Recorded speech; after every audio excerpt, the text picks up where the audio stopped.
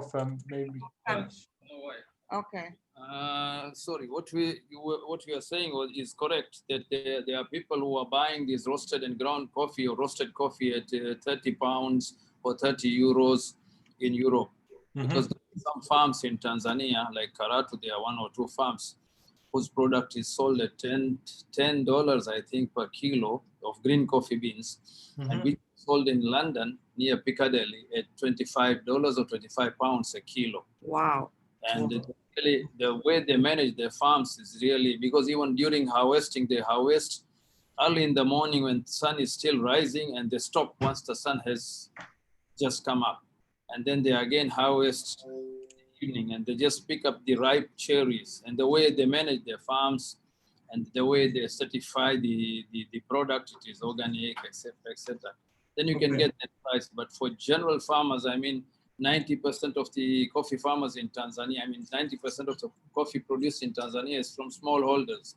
And those smallholders do not have certification programs. And if you go to the groups like cooperative societies or cooperatives, like we got a participant from KNCU, they can get the USCAPE and organic certifications. Those certifications are first of all expensive, but for cooperative, maybe they got it from the donor side. But again, the market for that coffee is not that huge, because even if it's organic coffee, you won't be able to sell the whole lot, everything you produce in organic, because the demand is very minimal. And even for the niche coffees or the high-end coffees, the demand is still, they'll buy it, but demand will not be that much for those coffees unless you got some contracts. And when you contract with the companies, because I was lucky to be in the ICO versus UNDP conference in Geneva this year, early in February.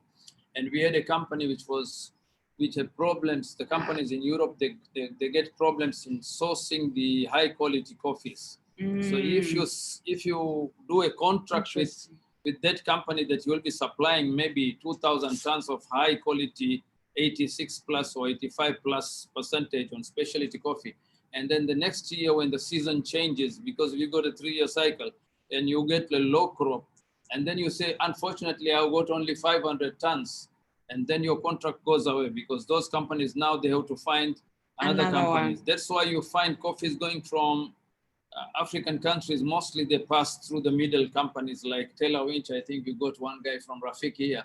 His mother company is Wool Cafe. You find those multinational companies, they buy from certain countries around the world. And when there's a low crop season in one country, they can still mark up using another country, and then they can get the same prices.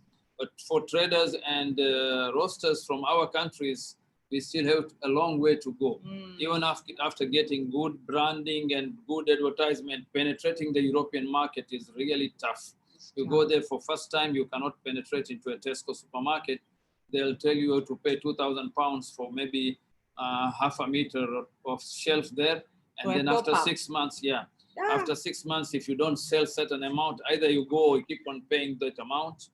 If you catch up the market, then they can allow you to put your products without paying, but it's expensive.